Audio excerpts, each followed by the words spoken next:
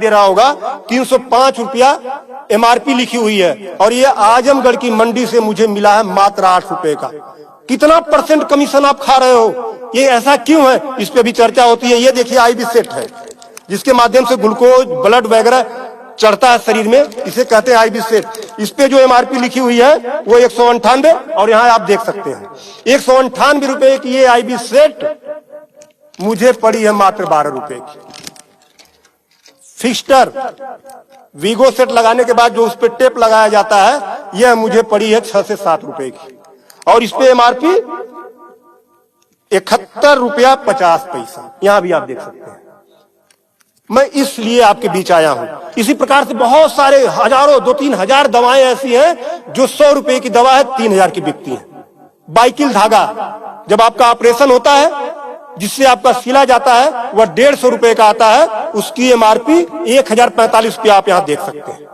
उसी प्रकार से लंग एक्सरसाइजर 150 रुपए का आता है, जिसका प्रिंट रेट है 690 रुपया। बुखार में जो पैरासीटामॉल की जो बोतल आती छोटी सी, वह 50 रुपए की आती है, और उसकी एमआरपी यहां आप देखें, एमआरपी 522 रुपया है। कमर की बेल्ट जो 100 रुपए की आती है, उसे 500, 600, 700 रुपया प्रिंट। और तो और जब किसी की हड्डी टूटती है तो जो राड पड़ता है, राड अधिकतम रेट राड का 500 से लेके 1500 रुपया तक, अलग अलग वैरायटी है, 500 से 15 तक, लेकिन आपको 5000 से 20,000 रुपया 25,000 रुपया चार्ज किया जाता है। आपके दिमाग में आ रहा होगा कि अरे भाई डॉक्टर लगा रहे हैं, तो उसको देखिए, डॉक्टर जब आप अस्पताल में भर्ती होते हैं तो बेड चार्ज अलग, नर्सिंग चार्ज अलग, जांच की फीसें अलग, वो सब चीजें करने के बाद 1500 रुपए की चीज खरीद कर आप 20-20 हजार का बेच रहे हो। तब मैं आपके बीच कहने आया हूं कि साथियों, उसी प्रकार से बहुत सारी दवाई हैं।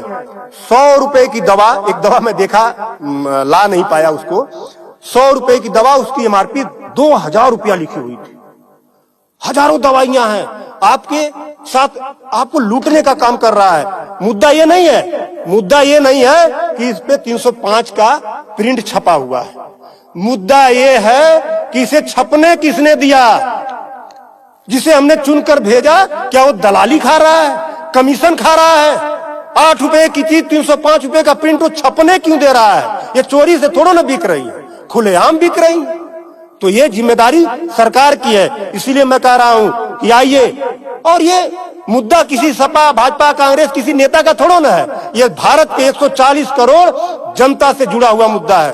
आपको आगे आना होगा, और आगे आने के लिए आपको इस वीडियो को अधिक से अधिक शेयर करवाना होगा, अधिक से अधिक लोगों को बताना होगा। इसलिए नहीं कि मेरा ये प्रचार हो जाएगा, ऐसा कुछ नहीं है। इस मुहिम को जब ये वीडियो शेयर होंगे, सोशल मीडिया एक ऐसा प्लेटफॉर्म है जिससे सरकारें हिल जाती हैं। आज मैं इस चीज को लेकर आया हूं, ये जनता से जुड़ा हुआ मुद्दा है। जब आप मेरी इस बात को, जनता की इस आवाज को अपने इलेक्ट्रॉनिक गैजेट्स के माध्यम से आगे बढ़ाने का काम करेंगे, निश्चित रूप से सरकारें डरेंगी। और मैं तो कहता हूं, सरकारों को जनता से डरना चाहिए, जनता को सरकारों से नहीं डरना चाहिए। तब मैं आपके बीच कहने आया हूं कि आइए मेरे इस मुहिम को आगे बढ़ाएं।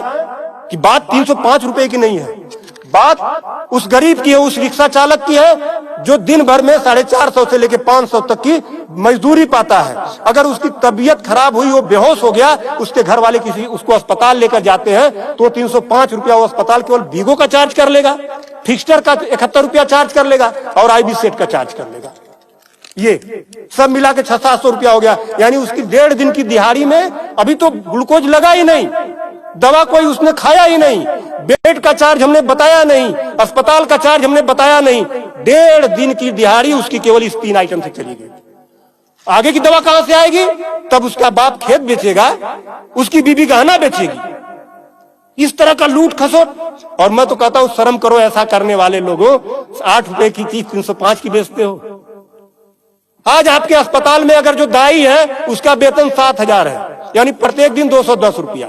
अगर उसकी तबीयत खराब हुई, वो आप ही के अस्पताल में भर्ती होती है, तो उसकी 3 दिन की दिहाड़ी केवल इन 3 चीजों की लग जाती है।